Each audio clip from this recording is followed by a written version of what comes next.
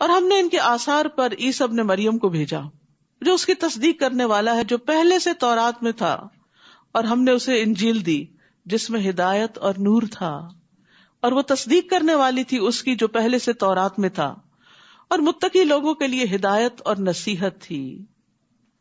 یعنی تورات اور انجیل جو ہیں ان میں بھی تقوی والوں کے لیے ہی ہدایت تھی، اور چاہیے کہ انجیل والے اس کے مطابق فیصلہ کریں جو اللہ نے اس میں نازل کیا ہے، یعنی انجیل میں، اور جو اس کے مطابق فیصلہ نہ کرے جو اللہ نے نازل کیا تو یہی لوگ فاسق ہیں. تو اللہ کی کتاب کے مطابق فیصلہ نہ کرنا کفر، ظلم اور فسق ہے. رسول اللہ صلی اللہ علیہ وسلم نے فرمایا جو لوگ کتاب اللہ کے مخالف فیصلہ کرتے ہیں ان میں فقر و فاقہ پھیل جاتا ہے، اور جس قوم کے امام کتاب اللہ کے مطابق فیصلہ نہ کریں وہ آپس میں لڑتے رہیں گے. اور ہم نے آپ کی طرف حق کے ساتھ کتاب نازل کی جو تصدیق کرنے والی ہے اس کی جو کتابوں میں اس سے پہلے ہے اور اس پر نگہبان ہے. بس آپ ان کے درمیان فیصلہ کریں اس کے ساتھ جو اللہ نے نازل کیا، اور ان کی خواہشات کی پیروی نہ کریں اسے نظر انداز کر کے جو آپ کے پاس حق میں سے آ گیا، یعنی حق بات کو لے لیں اور ان کی خواہشات کی پیروی نہ کریں. ہم نے تم میں سے ہر ایک کے لیے ایک راستہ اور ایک طریقہ مقرر کیا ہے، اور اگر اللہ چاہتا تو تم سب کو ایک امت بنا دیتا، سب لوگ ایک ہی دین پر ہوتے، زبردستی سب کو مسلمان کر دیتا، لیکن اس لیے تاکہ وہ تمہیں آزمائے جو اس نے تمہیں عطا کیا، یعنی آزادی سے آزمائش ہے. بس نیکیوں میں آگے بڑھو، فاستبقوا الخیرات، تم سب کے سب کو اللہ کی طرف لوٹنا ہے، پھر وہ تمہیں بتائے گا جس بارے میں تم اختلاف کرتے تھے، اور یہ کہ آپ ان کے درمیان فیصلہ کریں اس کے مطابق جو اللہ نے نازل کیا، اور ان کی خواہشات کی پیروی نہ کریں، اور اس بات سے محتاط رہیں کہ کہیں وہ آپ کو اس کے بعد سے فتنے میں نہ ڈال دیں جو اللہ نے آپ کی طرف نازل کیا. پھر اگر وہ منہ موڑ جائیں تو جان لیں کہ بے شک اللہ چاہتا ہے کہ ان کے بعض گناہوں کی وجہ سے انہیں مصیبت میں ڈالے، گناہوں کی وجہ سے مصیبت میں ڈالے. ان یصیبہم ببعض ذنوبہم، تو اس سے کیا پتہ چلتا ہے کہ گناہ مصیبت میں ڈالنے کا باعث بنتے ہیں. اور بے شک لوگوں میں سے بہت سے البتہ فاسق ہیں، اکثریت نافرمان لوگ ہیں. یہ اللہ کا شکوہ ہے بندوں سے. اتنی نعمتیں اللہ نے بندوں کو دی ہیں لیکن بندے اللہ کی فرما برداری پہ راضی نہیں ہوتے. افحکم الجاہلیت یبغون، کیا پھر وہ جاہلیت کا فیصلہ چاہتے ہیں؟ اور کون زیادہ اچھا ہے اللہ سے بڑھ کر فیصلہ کرنے میں ان لوگوں کے لیے جو یقین رکھتے ہوں. تو جاہلیت کے طریقے اللہ کے نزدیک انتہائی ناپسندیدہ کام ہیں. یعنی جو کلچر اور جو رسم و رواج اور جو طور طریقے دور جاہلیت میں رائج تھے ان کو دین بنا لینا اور ان سے اٹریکٹ ہونا اور ان رسموں کی پیروی کرنا، یہ اللہ کے نزدیک ناپسندیدہ کام ہے. اے لوگو جو ایمان لائے ہو، یہود و نصارہ کو اولیاء مت بناؤ، ان میں سے بعض کے اولیاء ہیں، اور جو کوئی تم میں سے ان کو اولیاء بنائے گا تو یقیناً وہ انہی میں سے ہے. بے شک اللہ ظالم قوم کو ہدایت نہیں دیتا. یعنی عام معاملات میں تو تعلق رکھنے کی ممانعت نہیں ہے، حتیٰ کہ ان کی عورتوں سے شادی کی بھی اجازت ہے. اس کا مطلب ہے لین دین معاملات ہوں گے، لیکن ایسے دلی دوست کہ جس میں انسان راز دینا شروع کر دیتا ہے جس کی وجہ سے خود مسلمانوں کو نقصان پہنچ سکتا ہے، تو اس سے منع کیا گیا ہے. پھر آپ دیکھیں گے ان لوگوں کو جن کے دلوں میں بیماری ہے وہ ان میں دوڑ دھوپ کرتے ہیں. یعنی مدینہ میں جو منافقین تھے وہ مسلمانوں سے زیادہ اہل کتاب کے قریب تھے. وہ کہتے ہیں ہم ڈرتے ہیں کہ ہمیں کوئی گردش نہ پہنچے، اس لیے ہم ان سے بنا کے رکھتے ہیں، تو اس لیے دوستی کی ہوئی ہے.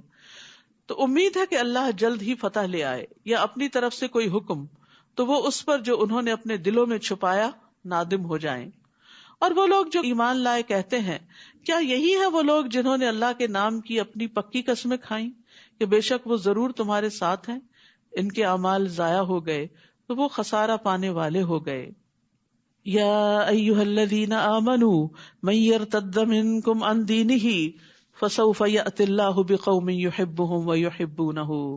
اے لوگو جو ایمان لائے ہو، تم میں سے جو کوئی اپنے دین سے پھر جائے گا، یعنی محمد صلی اللہ علیہ وسلم کا ساتھ چھوڑ جائے گا، تو ان قریب اللہ ان کی جگہ ایسے لوگ لے آئے گا جن سے وہ محبت کرے گا جو اس سے محبت کریں گے.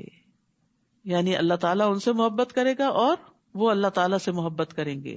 وہ مومنوں پر بہت نرم ہوں گے، کافروں پر سخت، اور اللہ کے راستے میں جہاد کریں گے، کسی ملامت کرنے والے کی ملامت سے نہیں ڈریں گے.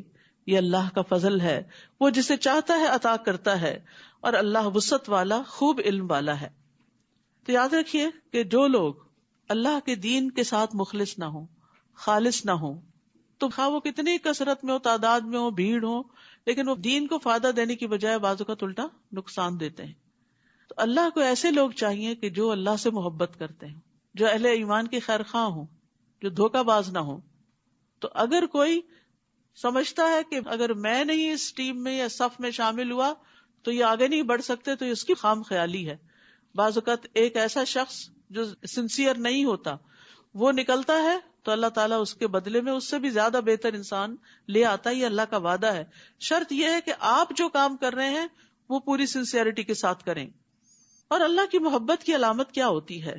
رسول اللہ صلی اللہ علیہ وسلم نے فرمایا، بے شک اللہ اسے بھی مال دیتا ہے جس سے وہ محبت کرتا ہے، اور اسے بھی دیتا ہے جس سے محبت نہیں کرتا، لیکن ایمان صرف اس کو دیتا ہے جس سے وہ محبت کرتا ہے۔ پس جب اللہ کسی بندے سے محبت کرتا ہے اسے ایمان عطا کر دیتا ہے۔ تو اس لیے دنیا کا مال کرائیٹیریا نہیں ہے اللہ کی محبت کا، کہ کسی کو پہلے سے زیادہ مل گیا تو اللہ تعالیٰ اس سے بڑا راضی ہے۔ ہو سکتا راضی ہو سکتا نہ بھی ہو، لیکن جو نیکیوں میں آگے بڑھ گیا، جس کو نیکیوں میں آگے جانے کی توفیق مل گئی، وہ دراصل اللہ کا محبوب ہے۔ اللہ کی محبت کی علامت کیا ہے؟ کہ انسان کو خیر اور بھلائی کے کاموں کا شوق لگ جائے اور اس میں دوڑ پڑے۔ انما ولیکم اللہ ورسولہ والذین آمنوا الذین یقیمون الصلاۃ ویؤتون الزکاۃ وہم راکعون۔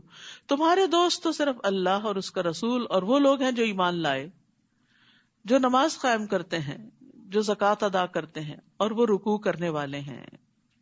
ایمان والے کون ہوتے ہیں؟ جن کے اندر یہ تین صفات ہوتی ہیں۔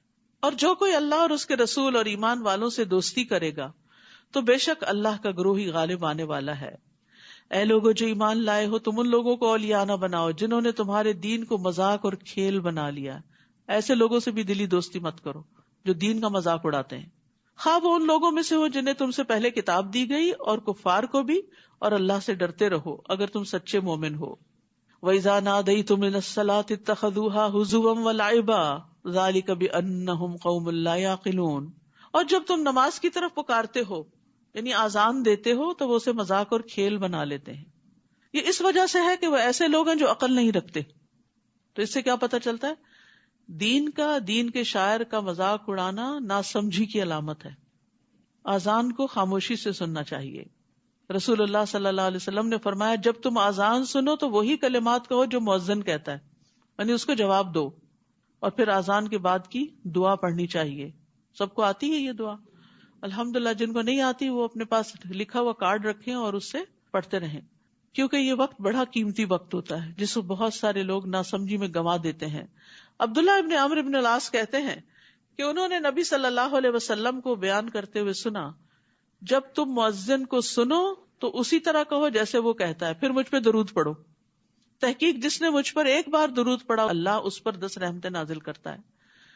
پھر میرے لیے اللہ عز و جل سے وسیلہ طلب کرو، وآت محمد الوسیلۃ والفضیلہ۔ بلا شبہ یہ وسیلہ جنت میں ایک منزل کا نام ہے جو اللہ کے کسی بندے کو ملے گی، اور مجھے امید ہے کہ وہ میں ہی ہوں گا۔ سو جس نے میرے لیے اللہ سے وسیلہ طلب کیا اس کے لیے شفاعت حلال ہو گئی، یعنی اسے نبی صلی اللہ علیہ وسلم کی سفارش نصیب ہوگی۔ ایک اور روایت کے مطابق اس وقت کی ہوئی دعا رد نہیں کی جاتی، یعنی آذان کا جواب دے کے، درود شریف پڑھ کے، دعا پڑھ کے جب ہم اپنی کوئی ذاتی دعا کرتے ہیں تو وہ دعا قبول ہوتی ہے۔ یہ قبولیت کی گھڑیاں ہوتی ہیں۔ اور ویسے بھی آذان اور تکبیر یعنی اقامت کے بیچ کا جو وقت ہوتا ہے بڑا قیمتی ہوتا ہے، اس میں دعائیں کرنی چاہیے۔ اور نماز تو ساری کی ساری دعا ہے۔ اللہ اکبر کہہ کے آپ دعا شروع کرتے ہیں، سورۃ فاتحہ دعا ہے، پھر رکوع میں جا کے دعائیں پڑھتے ہیں، پھر کھڑے ہو کے، پھر سجدے میں، پھر اتحیات، آخر تک ساری دعا ہے۔ تو نماز دراصل پریئر ہی پریئر ہے۔ تو اس لیے اگر اس وقت سنتیں بھی آپ پڑھتے ہیں تو گویا دعائیں مانگ رہے ہوتے ہیں۔ تو دعا کی قبولیت کا وقت نہ گنوائیں ادھر ادھر کے کاموں میں۔ اور ویسے بھی جو انسان کے مسئلے مسائل ہوں وہ اللہ تعالیٰ سے اپنی زبان میں بات کر کے دعا کی جائے۔ کہہ دیجئے اے اہل کتاب، کیا تم اس وجہ سے ہم پر ناراض ہوتے ہو کہ ہم ایمان لائے اللہ پر اور جو ہماری طرف نازل کیا گیا اور جو اس سے پہلے نازل کیا گیا، اور یقیناً تمہارے اکثر لوگ فاسق ہیں۔ یعنی اہل کتاب کو مسلمانوں سے ناراضگی کیا ہے کہ یہ قرآن میں آنے والی تعلیمات کو کیوں فالو کرتے ہیں۔ کہہ دیجئے کیا میں تمہیں اللہ کے نزدیک سزا کے اعتبار سے اس سے بدتر انسان کے بارے میں نہ بتاؤں جس پر اللہ نے لعنت کی اور اس پر غضبناک ہوا، اور ان میں سے بندر اور خنزیر بنا دیے، اور جس نے طاغوت کی بندگی کی ہو، اور یہی لوگ درجے میں بدترین اور سیدھے راستے سے زیادہ بھٹکے ہوئے ہیں. یعنی دنیا میں بھی اللہ تعالیٰ نے نمونے دکھائے سزا کے، جب لوگوں نے اللہ کے حکم کی سری نافرمانی کی، جیسے سبت کے دن زیادتی کی تو اللہ نے ان کو بندر بنا دیا، اور اسی طرح دیگر مواقع پر بھی. اور جب وہ تمہارے پاس آتے ہیں کہتے ہیں ہم ایمان لائے، حالانکہ حقیقت یہ ہے کہ وہ کفر کے ساتھ داخل ہوئے اور اس کفر کے ساتھ ہی نکل گئے. یہ صرف دھوکہ تھا ایک، اور اللہ اسے زیادہ جانتا ہے جسے وہ چھپاتے ہیں، جو کفر اپنے دل میں چھپائے ہوئے ہیں. آپ ان کی اکثریت کو دیکھیں گے کہ وہ گناہ اور زیادتی کے کاموں میں اور اپنے حرام کھانے میں خوب دوڑ دھوپ کرتے ہیں. یقیناً کتنا برا ہے جو عمل وہ کرتے ہیں. ربانی اور علماء انہیں ان کے گناہ کی باتیں کرنے اور حرام کھانے سے کیوں نہیں روکتے؟ یقیناً کتنا برا ہے جو وہ کیا کرتے ہیں. تو یاد رکھیے، برائی سے منع نہ کرنے والا ویسا ہی ہو جاتا ہے جیسے برائی کرنے والا.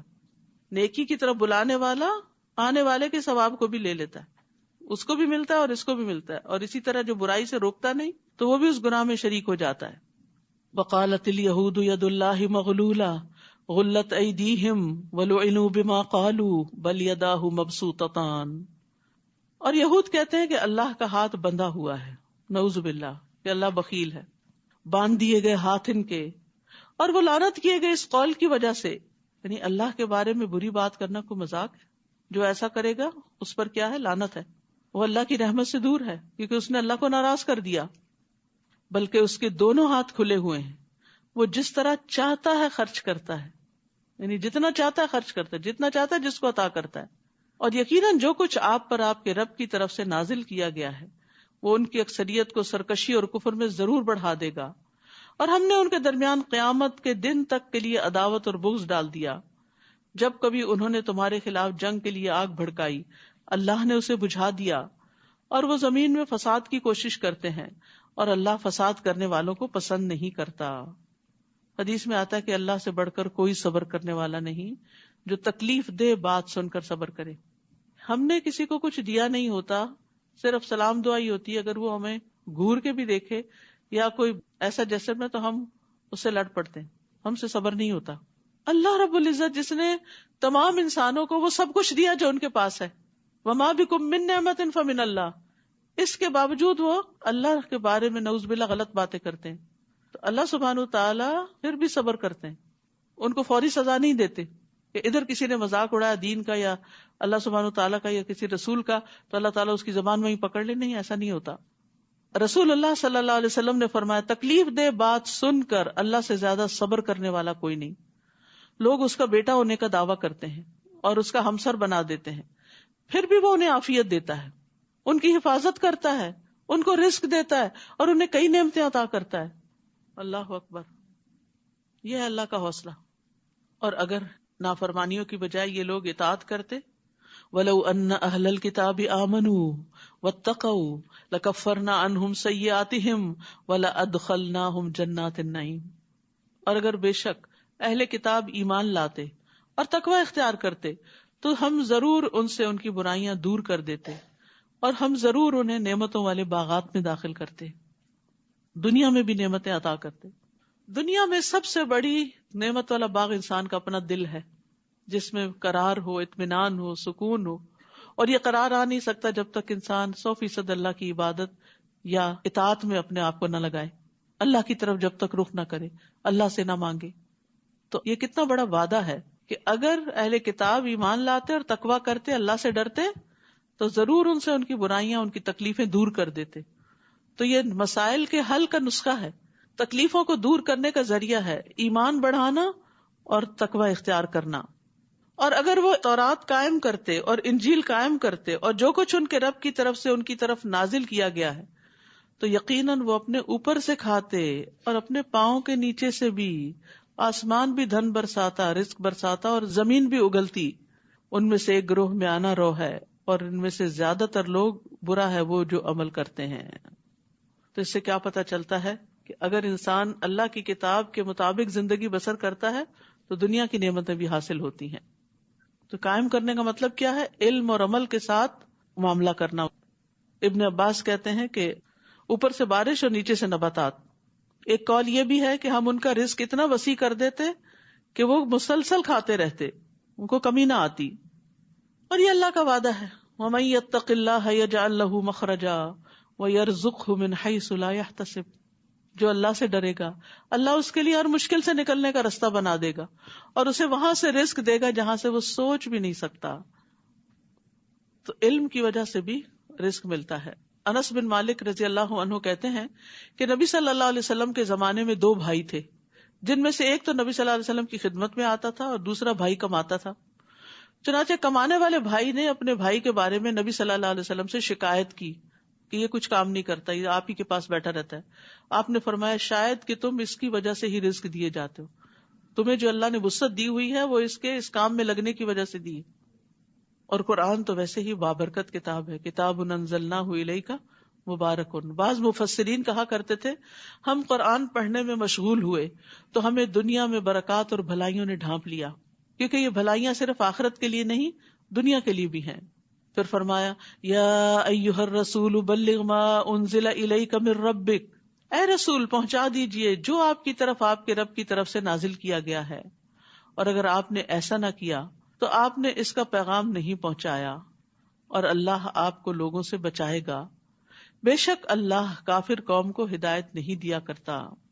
یاد رکھیے جو کچھ رسول کی طرف آیا ہے ما انزل الیک من ربک، وہ وحی کی روشنی میں آیا، وہ وحی ہے. وہ اپنی طرف سے باتیں نہیں کرتے تھے اور اپنے دل کی خواہشات پر مبنی تعلیمات نہیں دیتے تھے. تو اسی لیے حدیث پر ایمان لانا جو صحیح احادیث ہیں وہ بھی ضروری ہے. حسان بن عطیہ کہتے ہیں کہ جبریل علیہ السلام نبی صلی اللہ علیہ وسلم کے پاس سنت لے کر اترتے تھے، یعنی قرآن کے علاوہ سنت بھی اترتی تھی. جس طرح آپ کو قرآن سکھاتے اسی طرح سنت کی تعلیم بھی دیتے. رسول اللہ صلی اللہ علیہ وسلم نے فرمایا جان لو ان قریب ایک وقت آنے والا ہے کہ کسی شخص کو میری کوئی حدیث پہنچے گی اور وہ تکیہ لگائے ہوئے اپنی مسند میں بیٹھا ہوگا، ریلیکس ہو کے کاؤچ پہ بیٹھا ہوگا اور کہے گا ہمارے اور تمہارے درمیان اللہ کی کتاب ہی کافی ہے، بس جو کچھ اس میں حلال پائیں گے اسے حلال سمجھیں گے اور جو اس میں حرام پائیں گے اسے حرام سمجھیں گے، یعنی صرف قرآن کافی ہے. جبکہ حقیقت یہ ہے کہ جسے اللہ کے رسول نے حرام کیا وہ بھی اسی طرح حرام ہے جسے اللہ نے حرام کیا. تو اس لیے ایسا نہ ہو کہ انسان حرام میں پڑ جائے لا علمی کی وجہ سے. کہہ دیجئے اے اہل کتاب تم کسی چیز پر نہیں ہو جب تک کہ تم تورات اور انجیل کے احکام کو قائم نہ کرو اور اسے بھی جو کچھ تمہاری طرف تمہارے رب کی طرف سے نازل کیا گیا ہے، اور یقیناً جو کچھ آپ پر آپ کے رب کی طرف سے نازل کیا گیا وہ ان میں سے اکثر لوگوں کو سرکشی اور کفر میں ضرور بڑھا دے گا، بس آپ کافر قوم پر افسوس مت کیجیے. بے شک وہ لوگ جو ایمان لائے اور وہ لوگ جو یہودی بن گئے اور جو صابی ہیں اور جو نصارہ ہیں، جو کوئی بھی اللہ اور یوم آخرت پر ایمان لایا اور اس نے نیک عمل کیے تو ان پر کوئی خوف نہ ہوگا اور نہ ہی وہ غمگین ہوں گے. سبحان اللہ. ایمان اور عمل صالح کا نتیجہ کیا ہے؟ خوف اور رنج سے نجات. غم اور خوف 2 چیزیں انسان کو گھن کی طرح چاٹ جاتی ہیں، تو ان 2 چیزوں سے نجات حاصل ہو جاتی ہے اگر انسان ایمان لائے اور عمل صالح کرے. پھر فرمایا یقیناً ہم نے بنو اسرائیل سے پختہ عہد لیا اور ہم نے ان کی طرف کئی رسول بھیجے. جب کبھی ان کے پاس کوئی رسول ایسی چیز لے کر آیا جسے ان کے نفس پسند نہیں کرتے تھے تو ایک گروہ کو انہوں نے جھٹلا دیا اور ایک گروہ کو وہ قتل کرتے رہے. استغفر اللہ. یعنی اللہ کی طرف سے آنے والے رسولوں کے ساتھ بھی اتنی بڑی بڑی زیادتیاں کی اور انہوں نے سمجھا کہ کوئی فتنہ واقع نہ ہوگا، یعنی کچھ نہیں ہوتا. بہت دفعہ انسان بڑے سے بڑا گناہ کر کے کہتا ہے کچھ نہیں ہوتا، سب چلتا ہے. تو وہ اندھے اور بہرے ہو گئے.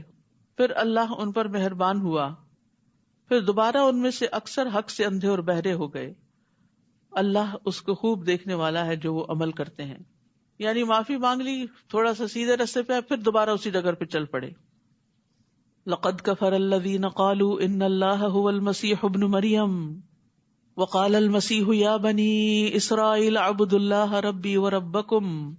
بلا شبہ یقیناً ان لوگوں نے کفر کیا جنہوں نے کہا کہ بے شک اللہ ہی مسیح ابن مریم ہے، اور مسیح نے کہا اے بنو اسرائیل اللہ کی عبادت کرو جو میرا اور تمہارا رب ہے.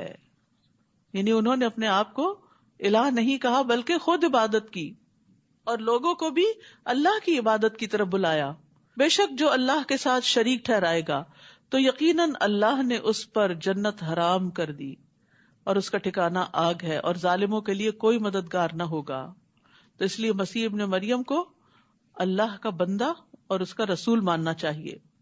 لقد کفر الذین قالوا ان اللہ ثالث ثلاثہ، بلا شبہ یقیناً ان لوگوں نے کفر کیا جنہوں نے کہا کہ بے شک اللہ تین کا تیسرا ہے، حالانکہ نہیں کوئی الہ برحق مگر ایک ہی الہ. اگر وہ اس سے باز نہ آئے جو وہ کہتے ہیں تو ان میں سے جن لوگوں نے کفر کیا ضرور انہیں دردناک عذاب پہنچے گا. یہاں پر سخت تردید کی گئی ہے ان غلط عقائد کی.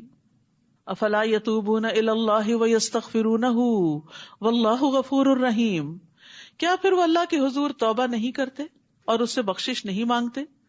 اور اللہ بہت بخشنے والا نہایت رحم کرنے والا ہے. یاد رکھیے استغفار قبول ہوتی ہے غلطیوں پر ندامت کے ساتھ، کہ اللہ میں نے جو غلط کیا میں شرمندہ ہوں، تو میری اصلاح کر دے اور آئندہ کے لیے اپنے رستے پر چلتا رکھ. رسول اللہ صلی اللہ علیہ وسلم نے حضرت عائشہ سے فرمایا کہ اے عائشہ، اگر تم گناہ کے قریب ہوئی ہو تو اللہ سے استغفار کرو، کیونکہ ندامت اور استغفار ہی گناہ سے توبہ ہے. رسول اللہ صلی اللہ علیہ وسلم نے فرمایا جس نے بقیہ زندگی میں اچھائیاں کی اس کے پچھلے سارے گناہ معاف کر دیے جائیں گے، اور جو بقیہ زندگی میں بھی برائیاں کرتا رہا اس سے گزشتہ اور آئندہ دونوں زندگیوں میں ہونے والے گناہوں کی باز پرس کی جائے گی. تو اس لیے غلطی کتنی بھی بڑی ہو، کوئی شرک ہو، کفر ہو، نفاق ہو، توبہ کا دروازہ کھلا ہے جب تک کہ سانس حلق میں نہ اٹک جائے. اس لیے توبہ کرتے رہنا چاہیے. مل مسیح ابن مریم الا رسول، نہیں ہے مسیح ابن مریم مگر ایک رسول. در حقیقت اس سے قبل کئی رسول گزر چکے اور اس کی ماں بہت سچی خاتون تھی، وہ دونوں کھانا کھایا کرتے تھے. دیکھیے ہم کس طرح ان کے لیے آیات واضح کرتے ہیں، پھر دیکھیے وہ کہاں سے پھیرے جاتے ہیں. یعنی اللہ سبحانہ تعالیٰ نے دلائل دے کے بات سمجھا دی ہے لیکن پھر بھی ان کی عقل میں نہیں آتی. یہاں پر ایک عورت کی خاص خوبی کا ذکر کیا گیا اور وہ کون سی ہے؟ صدیقہ. بہت زیادہ سچ بولنے والی، سچائی کی تلاش میں رہنے والی، سچائی سے محبت کرنے والی. ایک قول یہ بھی ہے کہ انہیں صدیقہ اس لیے کہا جاتا ہے کیونکہ وہ اللہ کی آیات کی تصدیق کرتی تھی، کیونکہ قرآن مجید میں اللہ تعالیٰ نے ان کا وصف بیان کیا، وصدقت بکلمات ربہا، اس نے اپنے رب کی باتوں کی تصدیق کی تھی. نبی صلی اللہ علیہ وسلم نے فرمایا مردوں میں بہت سے کامل ہوئے ہیں، عورتوں میں کوئی کمال کو نہ پہنچی سوائے مریم بنت عمران کے اور فرعون کی بیوی آسیہ کے. یعنی یہ ایسی خواتین ہیں جنہیں دین کی سمجھ آ گئی تھی. میں سوچتی ہوں کہ حضرت آسیہ کی جو دعا ہے رب ابن لی عندک بیتا فی الجنہ، یہ انہیں کیسے سوجی؟ وہ دنیا میں فرعون کے محل میں رہتی تھی لیکن اس نے ایمان کی خاطر اس کی بھی پرواہ نہیں کی، اور یہی چیز اللہ تعالیٰ کو اس کی پسند آ گئی اور اس کو ہدایت دی. اور ہمیں بھی اللہ سے اچھی اچھی دعائیں کرنی چاہیے اور خیر اور بھلائی کے رستوں کی دعا کرنی چاہیے. اسی لیے سب سے نفع مند دعا کون سی ہے؟ ایاک نعبد و ایاک نستعین اہدنا الصراط المستقیم. کہہ دیجئے کیا تم اللہ کو چھوڑ کر اس کی عبادت کرتے ہو جو تمہارے لیے کسی نفع و نقصان کا مالک نہیں، اور وہ اللہ ہی ہے جو خوب سننے والا خوب جاننے والا ہے، لہٰذا اس کو پکارو.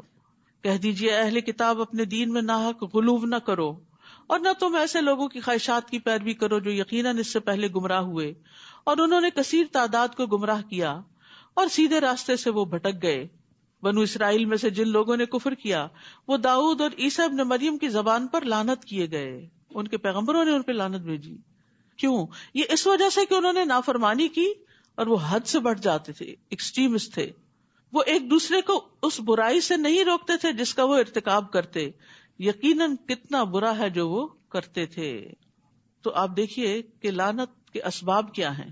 لعنت کے اسباب میں پیغمبروں کی نافرمانی، حد سے بڑھنا اور برائی سے نہ روکنا. یہاں برائی سے نہ روکنے والا اہل کتاب کے مشابہ قرار پایا ہے. بعض لوگ کہتے ہیں ہم خود برے کام کرتے ہیں، ہم کیسے منع کریں؟ تو کچھ لوگوں کا تجربہ یہ ہے کہ جب انہوں نے متعدد بار وہ چیز کی، کوئی پڑھنے والی کتاب تھی پڑھی یا کوئی کمٹمنٹ نبھائی، تو پھر اس کے بعد کیا ہوا؟ استقامت ملی. تو جس طرح نیکی کا حکم دینا فرض ہے، اس طرح منکر سے بھی روکنا چاہیے. اور منکر سے روکنے کی فضیلت کیا ہے؟ عبد الرحمن بن حضرمی بیان کرتے ہیں کہ مجھے اس نے خبر دی جس نے نبی صلی اللہ علیہ وسلم کو یہ فرماتے ہوئے سنا کہ میری امت میں ایسے لوگ بھی آئیں گے جنہیں پہلوں کی طرح ثواب ملے گا، اولین کی طرح. ان کی امتیازی صفت یہ ہوگی کہ وہ برائی کا انکار کریں گے. آپ دیکھیے کہ معاشرے میں طرح طرح کی برائیاں پھیلی ہوئی ہیں. کچھ تو ہماری پہنچ میں ہے کہ ہمارے اپنے ہی ہوتے ہیں قریبی جو غلط کام کر رہے ہوتے ہیں، تو ان کو پیار سے روکنا چاہیے، ان کے ساتھ بات چیت کرنی چاہیے. بعض اوقات ہسبینڈ کسی غلط کام میں مبتلا ہو جاتے ہیں، کوئی حرام کمانے لگتے ہیں یا کوئی رشوت لینے لگتے ہیں یا اور اس طرح کا کوئی غلط کام کرنے لگتے ہیں. کبھی آپ کے نوٹس میں آتا ہے، کبھی نہیں آتا. تو ان کے ساتھ بھی پیار سے، محبت سے کچھ نہ کچھ ان کو آخرت کی فکر دلا کے، اللہ کی محبت کی بات کر کے، حلال کے جو نسلوں پر اچھے اثرات ہیں اس کی بات کر کے ان کو غلط چیزوں سے روکنا چاہیے، تاکہ کم از کم آپ بری ذمہ ہو. دوسرا یہ کہ کچھ رشتے دار ہوتے ہیں تو بعض اوقات شادی بیاہ کے موقع پر ایسی رسمیں کرتے ہیں، اتنا اسراف کرتے، اتنی فضول خرچی کرتے ہیں، یا ایسا لباس پہنتے ہیں کہ اللہ کو ناراض کرنے والا ہے. سراسر اللہ نے عورت کی جو خوبصورتی بنائی ہے وہ اس کے چھپانے میں ہے، اس کے لباس کو زینت بنایا ہے، نہ کہ لباس کو اتار دینا یا ایسے لباس پہننا کہ جو پہن کے بھی ننگے ہوں. کتنی سخت ہے وہ حدیث کہ وہ عورتیں جنت کی خوشبو نہ پا سکیں گی جو کپڑے پہن کے بھی ننگی رہیں، چاہے ٹائٹ ہو چاہے سی تھرو ہو. لیکن پتہ ہے برائی ہے، خود کرتے ہوئے بھی برا نہیں لگتا اور دوسروں کو بھی نہیں روکتے. اپنے بچوں کو بھی روکنے کی ضرورت ہے. یہ نہیں کہ پیچھے ہی پڑ جائیں، لیکن اس برائی سے نفرت کا ایک اظہار ضروری ہے کہ میں اس سے راضی نہیں. ہو سکتا ہے کسی دن اللہ ان کو بھی توفیق دے کہ وہ اس سے بچ جائیں.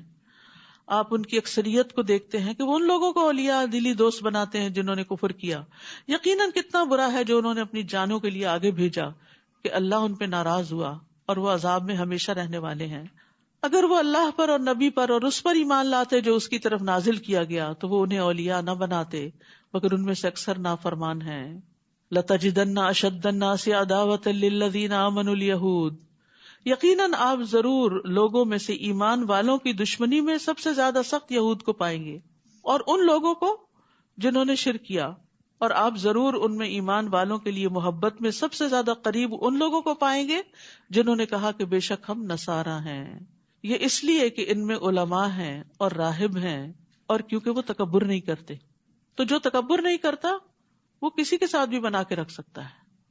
تو اللہ سبحانہ وتعالیٰ ہمیں بھی علم عطا کرے، زہد عطا کرے، اور ہمیں تکبر سے بچائے اور انسانیت کی خیر خواہی کے کاموں کے لیے چن لے. وآخر دعوانا ان الحمد للہ رب العالمین. سبحانک اللہم وبحمدک، اشہد ان لا الہ الا انت، استغفرک واتوب الیک. السلام علیکم ورحمۃ اللہ وبرکاتہ.